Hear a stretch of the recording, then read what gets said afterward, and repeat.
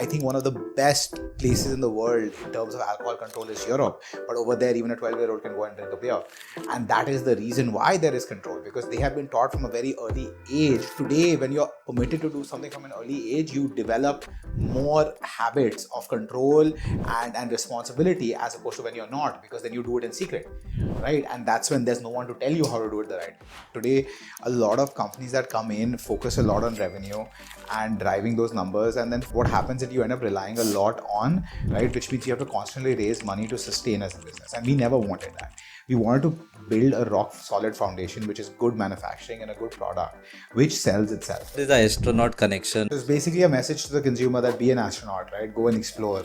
In your consumption patterns in your life, right? The exploration. We believe that one of our main ideologies of a company is innovation, right? And for innovation, you need to explore, right? And that's why the astronaut theme works perfectly for our brand.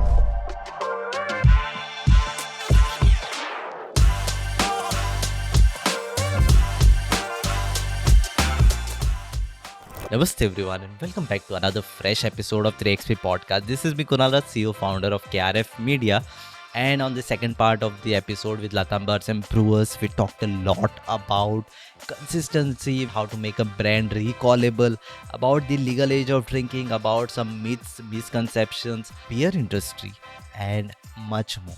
So you're listening to the part 2 of the episode, and before you leave or before you skip this part, please subscribe, because we bring such conversations every week that will help you to fuel your story. So yeah, that's pretty much with this intro, and I see you in the episode. Enjoy. So by the way, talking about marketing, right? So you have been already creative with all the stuff. So and how do you go about with the marketing side of? So far, we have liked to be very organic with our whole approach, and the reason being we are trying to go for a very different business approach, right? Like today, a lot of companies that come in focus a lot on revenue and driving those numbers, and then but what happens is you end up relying a lot on capital, right? Which means you have to constantly raise money to sustain as a business, and we never wanted that. We wanted to build a rock solid foundation, which is good manufacturing and a good product which sells itself, right? So today, because we have spent so much money on the product and the manufacturing, today our product speaks for itself, even though our brand awareness might be a bit lower than a lot of other brands who are spending a lot of money on marketing, but our sales are extremely robust, and we don't need to spend a rupee of money in the market to have those sales out there. So now slowly we are going to increase our spends on marketing to now create that awareness and automatically push sales even further, right? So for us, so far we have been extremely organic, and now we're going to start doing small pushes on the inorganic side to create that awareness slowly for the brand, but yet in a very sustainable manner where we remain profitable as a company, and that is always going to be our goal, essentially. Organic in the sense like Availability and good quality product, right? That is what I believe is organic growth. That a consumer should be able to find you easily on the shelf. At the same time, your quality has to be excellent that people want to drink it again, right? Maybe the first time pickup is usually from packaging, right, or word of mouth, right? Somebody else says that, oh, I like that beer a lot, and he's like, okay, let me also try it on the shelf, I see it today, right? But that's the first, right, when you're picking it up. But the second time, if you want that pickup, it's all based on quality of the product and also the price point, right, the value for money. So today our products are much higher in price, so we have to make sure that the quality of the product is so good that the person finds that value for money and wants to buy it again and doesn't mind spending that money, right? Because you're not going to get anything of that quality at a lower price point, right? So for us, like I said, availability has always been one of the most important factors, right? Like we are available in over 5,000 plus outlets across the country, right? Our products, and today that is where we have spent our time and effort, right? Rather than marketing and making it available, because at the end of the day, our beverage is an impulse purchase. You're thirsty, you're going to pick up something and drink it, right? So if it's there, it's going to be purchased. If it's not there, it's not going to be purchased, right? People could have heard Maka Borecha hundreds of times, but if they go to a store and it's not there, how are they going to buy it? But if they've never heard of it and they see it, they'll be like, cool. they're like, "Arey Maka di rahe," they're like, "Na re Maka na." You all have like a colorful packaging, right? We have a different color shade for every style of beer that we have, right? So for brand recollection as well. Today, when there is 5 types of beer and you're seeing all our 5 varieties at one time, for the first time, right? And you don't remember which one you liked, so the color will help you remember that. अरे भाई लाल वाला पिया था या पीला वाला. Exactly. The red one helps create and remember retain your in your memory essentially, right? So it's a very good mechanism to give to consumers to be able to identify products. And that's why the astronaut also changes on each bottle. So even either with the shape of the astronaut, I mean the position of the Action, yeah. or the color, these are the two ways they can differentiate each of our products out there. What is the astronaut connection with the fly high or something like that? No, not fly high. It's more about exploration. You know, us as manufacturers exploring the world of the different styles out there and bringing the best and the most apt style for the market and giving it out to the consumers. And for the consumers, it's about exploring the world of Maka, where the consumer is the astronaut and they are trying all these different styles of beer that we are bringing to the table and then deciding which one they like, right? So it's basically a message to the consumer that be an astronaut, right? Go and explore. In your consumption patterns in your life, right? The exploration. We believe that one of our main ideologies of a company is innovation, right? And for innovation, you need to explore, right? And that's why the astronaut theme works perfectly for our brand. Well said, well put story. I have like in my older studio space, I have kind of a photo of an astronaut between all the soundproofing. That is an astronaut. there. We'll go put a Maka logo below it. Anywhere you see an astronaut, just write Maka under it. Like you have worked with multiple brands and agencies also, right? If you are as an individual or as a company, if you're searching a video production or something, like what is the issues, what you face? For finding agencies? No, with the work and No sort of issues, to be honest, that we've done. But the thing is, like, for us, we like to do everything in house. You know, the whole point is that me and Ishan, we love being a part of all of the creative work that is there in the company, right? It gives the consumers our personal touch, right? And I think that's why, you know, in the last 4 years since we started, I think that's given us an edge in our marketing, is because our personal touch is there in every label, in every artwork that is posted out there. The personality of the founders and the vision of the founders come out if we are equally involved, right? So the reason we like to do things in-house is not because the agency can't do it as well. It's because when they're in-house, they're sitting around us all the time and they know exactly what we want and they're able to take that out much better. Right? They can be more involved in the whole process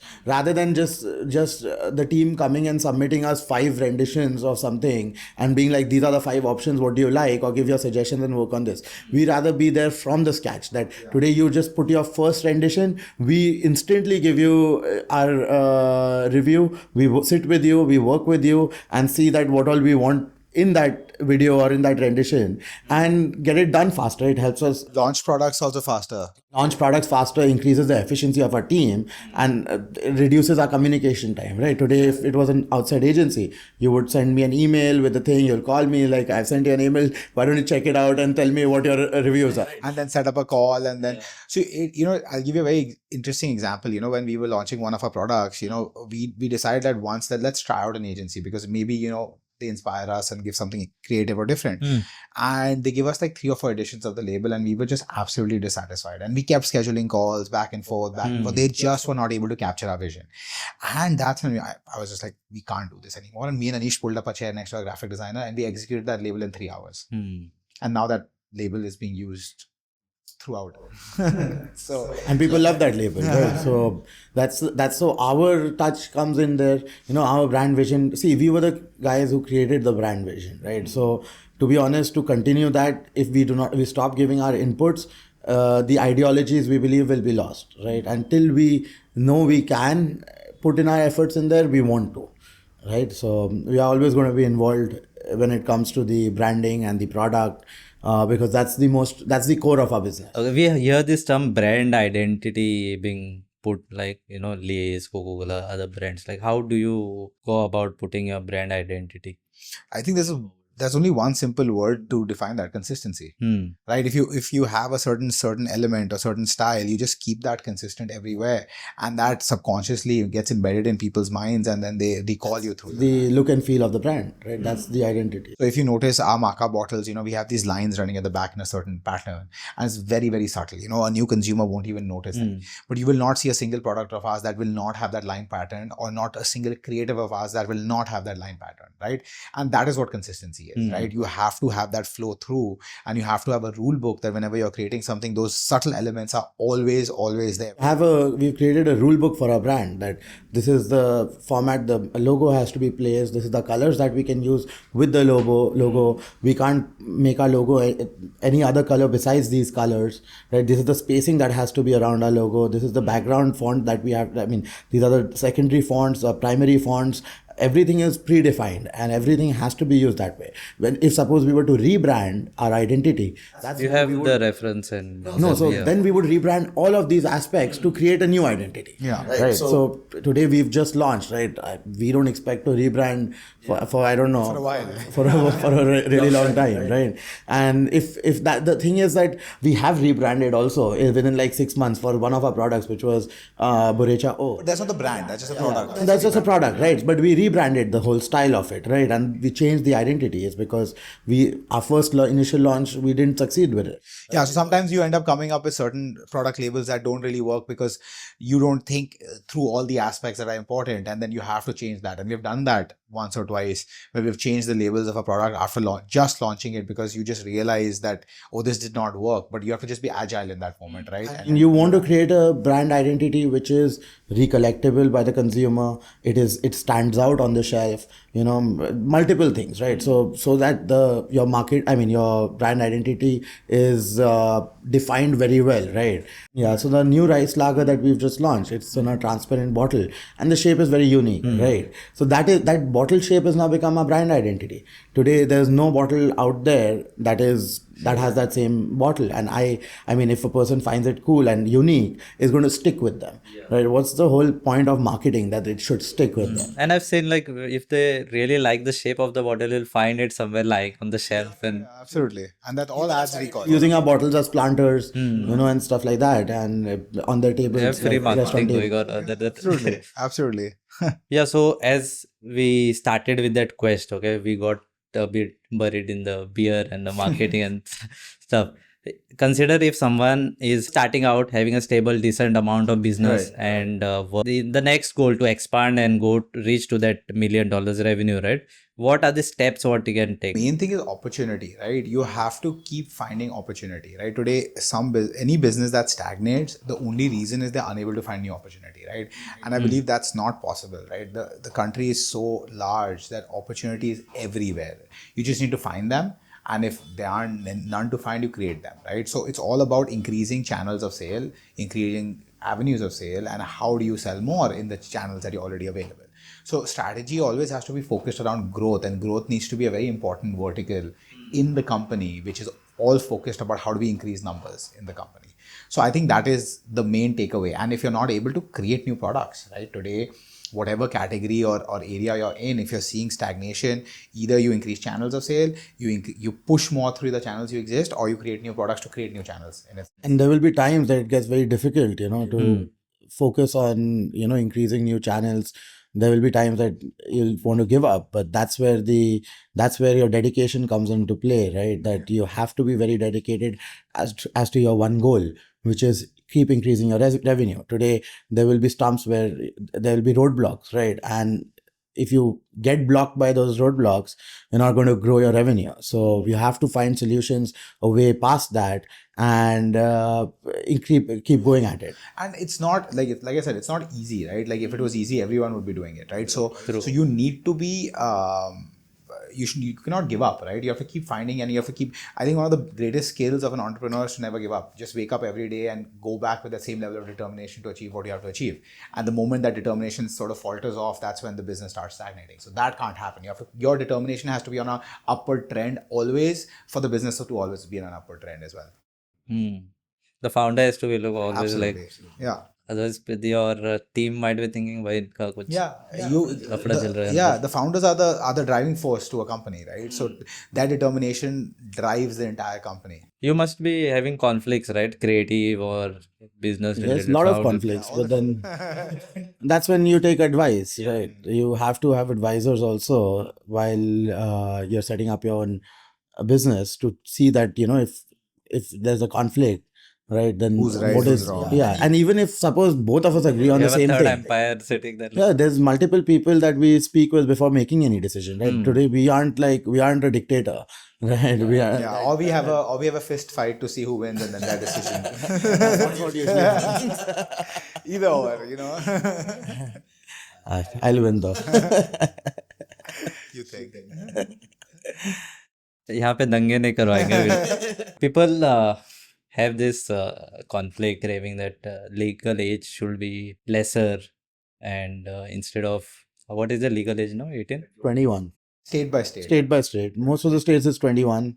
Certain states it's 25. Delhi is 25. Right, and certain states it's 18. Goa is 18, yeah. Already it is expensive over there, and then they're making it 25. So your sales and all, you must be avoiding Delhi because of tax. See, and the thing is, in India, the control is not there. Like, the age might be 25, but every 18-year-old is drinking beer. So it's not like, it's not being controlled in the correct manner. And that's where I see the biggest problem, right? Today, I have seen wherever there's more prohibition and more control on alcohol consumption, the consumption patterns are worse than places where there's alcohol that is being taught to drink responsibly, but not putting a restriction. Like, I think one of the best places in the world in terms of alcohol control is Europe, but over there even a 12-year-old can go and drink a beer, and that is the reason why there is control, because they have been taught from a very early age to enjoy their alcohol. It's to enjoy alcohol and not abuse alcohol. And not abuse alcohol. Right, And that's this the is where whole they are- thing. Today we also, as beer alcohol manufacturers, it's our responsibility to teach people that this is a product to enjoy and not to abuse. Yeah. Right, and I think that's why this premium, our premium beer brand goes with that, right? Is that today you're not drinking such high quality product to just get drunk. You're drinking it to enjoy the enjoy, taste. yeah. Right. And see, that's the whole idea, right? Today, and a lot of, like, when we were in college in the US, the over there legal drinking age is 21, which in my opinion was a bit absurd, because today everybody in college was drinking alcohol, but because it was restricted and you could get into trouble, people used to just consume as much as they could in the shortest amount of time. And want to get caught while drinking. And there were the maximum issues, alcohol poisoning and people just being irresponsible happened because of that reason.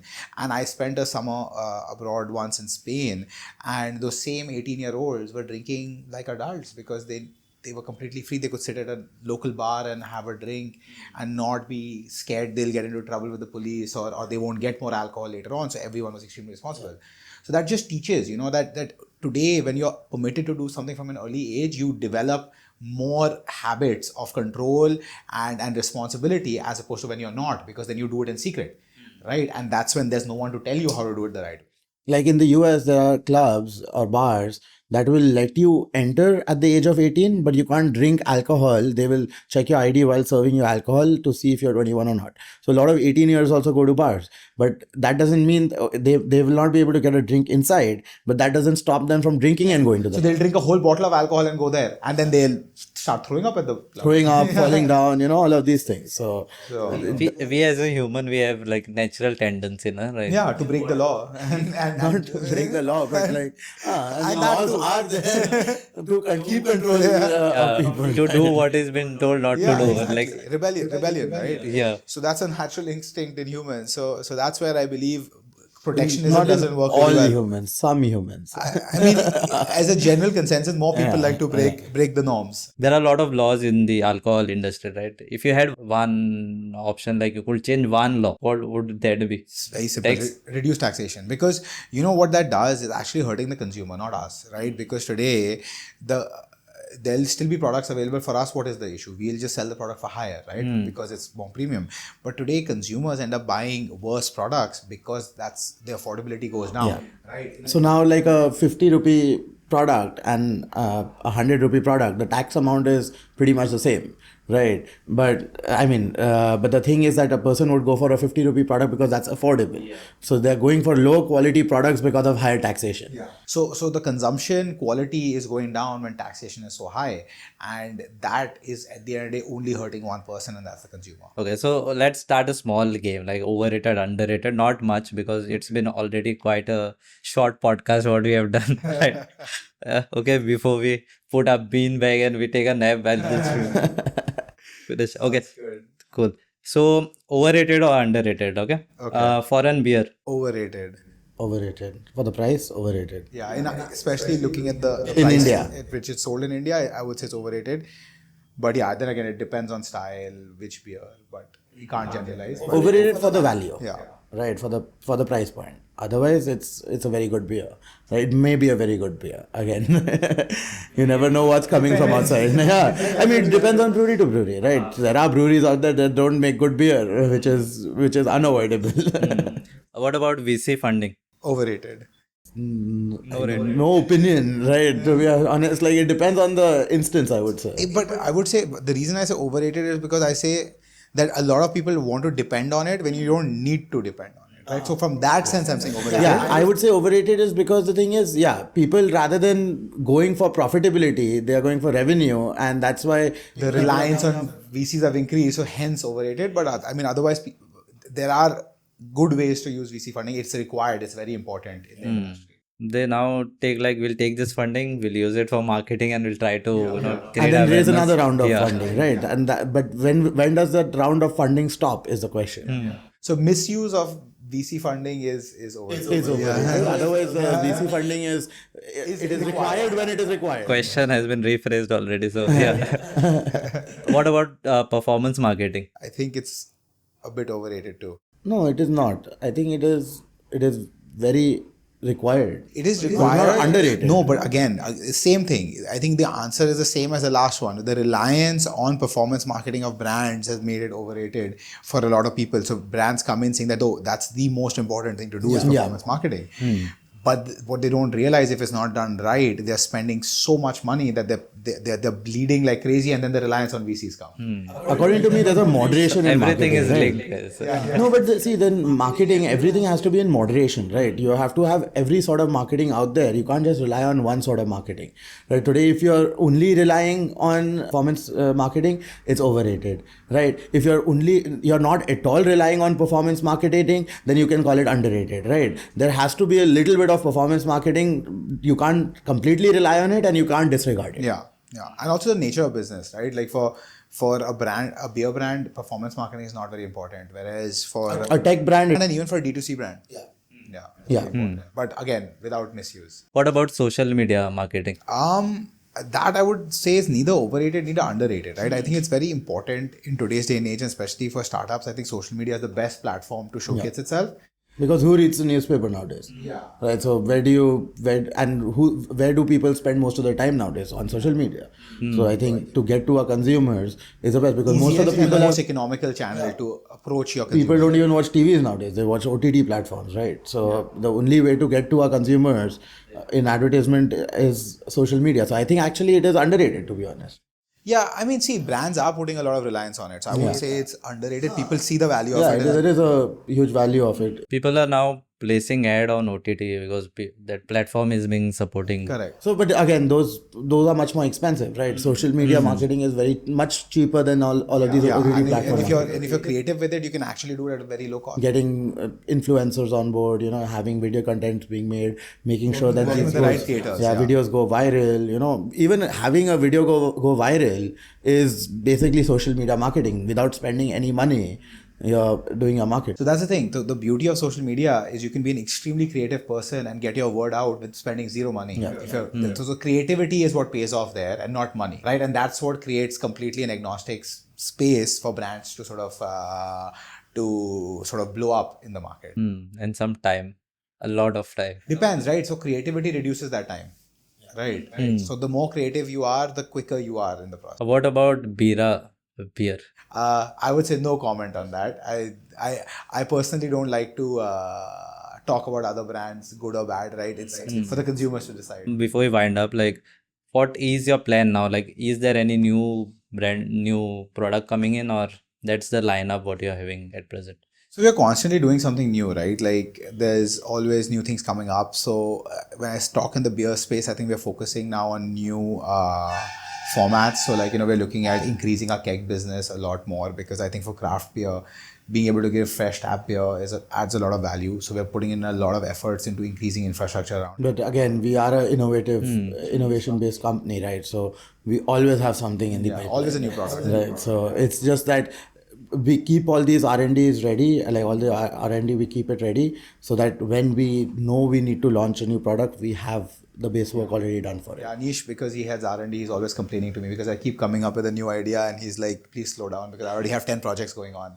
So, that's one of our constant battles, because the R&D speed, R&D always takes some time, right? And especially in beer, right? Because you have to make the product and then wait for it to ferment and then try it and then make a decision that, okay, what do we change in this? And you can't change the whole recipe at one shot. One change, Small changes, one change to see how it affects the product, right? So it takes actually months to come up with the perfect recipe. What is the typical fermentation time? For wines, it's around 10 to 12 days. Lagers, it's around 10 days.